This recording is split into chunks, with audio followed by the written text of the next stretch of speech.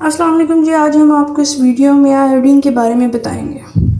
इस वीडियो में आपको पता चलेगा कि हम आयोडीन का इस्तेमाल कितना करते हैं और इसकी कमी से होने वाले ख़तरनाक अलामात क्या हैं।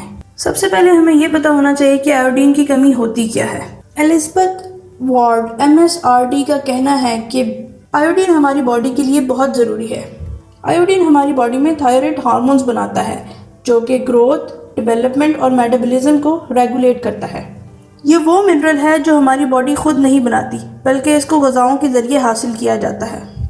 आयोडीन की ज़रूरत उम्र के हिसाब से बढ़ती है। जवान लोगों को रोज़ाना 150 माइक्रोग्राम आयोडीन चाहिए होता है, जबकि नेशनल इंस्टीट्यूट ऑफ हेल्थ का कहना है कि प्रेग्नेंट और दूध पिलाने वाली माओं को रोज़ाना 290 माइक्रोग्राम आयोडीन चाहिए होता है।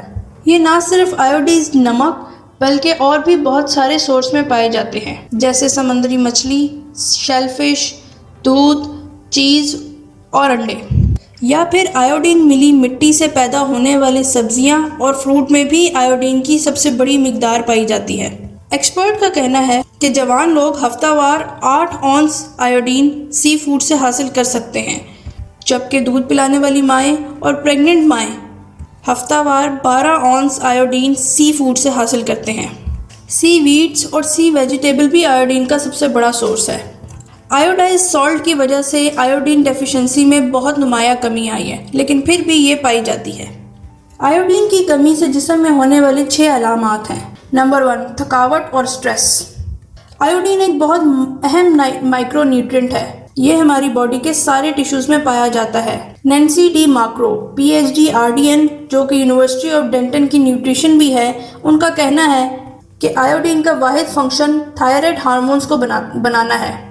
हाइपोथायराइडिज्म का मरीज़ थायराइड हार्मोन्स को मुतासिर करता है, जिससे बॉडी मौसर तौर पर काम करना नहीं बंद कर देती है, जो थकावट, कब्ज़ और मोटापे का सबब बनती है। इसके और भी खामोश सिम्टम्स हैं। नंबर 2, स्किन ड्राई, बालों का टूटना और सर्दी ज़्यादा लगना।